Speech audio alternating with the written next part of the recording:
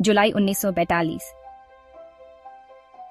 Auto Frank धीरे से बोले, ये हमारा नया घर है अब। परिवार के सदस्य चुपचाप बैठे, तनावग्रस्त दिख रहे थे। हमें दिन में चुप रहना होगा, नहीं तो नीचे वाले वर्कर्स हमें सुन लेंगे। एन उत्साहित पर घबराई हुई बोली, मैं अपनी डायरी लाई हूं। मैं यहां जो कुछ भी होगा सब लिखूंगी। मार्गोट धीरे से कहती है, हमें नहीं पता हम कितने दिन यहां रहेंगे, पर अभी के लिए तो हम सुरक्षित हैं। मिसेस वैन डैन आह भरते हुए कहती हैं, मुझे अब भी यकीन नहीं हो रहा कि हमें क्रिमिनल्स की तरह छुपना पड़ रहा है। अगर कोई हमें ढूंढ ले तो? ऑटो फ्रैंक दृढ़ता से बोले, हमें उम्मीद रखनी चाहिए। मिप और मिस्टर क्रालर हमारी मदद कर रहे हैं, हम अकेले नहीं हैं। एन बताते हुए लिखती है, डियर किट्टी, आज हम सीक्रेट एनेक्स में आ गए। ये छोटा सा और छुपा हुआ है, पर यही हमारी सुरक्षित जगह है। हम दिन में बात नहीं कर सकते, शोर नहीं कर सकते, पर रात में मैं लिख सकती हूँ। मैं आजादी के सपने देखना कभी नहीं छोड़ूंगी। सीन 2, छुपे हुए जीवन के संघर्ष, नवंबर 1942। एन कहती है, मैं फंसी हुई महसूस कर रही हूँ। मैं बाहर भागना चाहती हूँ, ताजी हवा में सांस लेना चाहती हूँ, अपने दोस्तों से बात करना चाहती हूँ।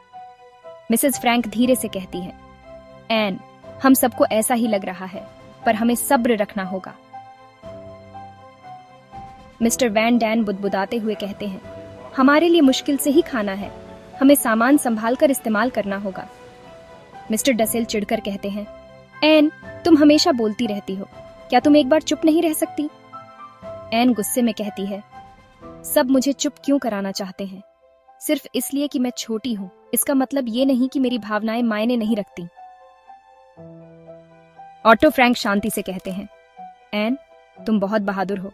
जब तुम परेशान हो तो अपनी डायरी में लिखो। एन बताते हुए लिखती है, डियर किट्टी, यहाँ जिंदगी आसान नहीं है। हम छोटी छोटी बातों पर झगड़ते हैं और सब चिढ़े हुए रहते हैं, पर मैं इस जगह को अपने सपने छीनने नहीं दूंगी।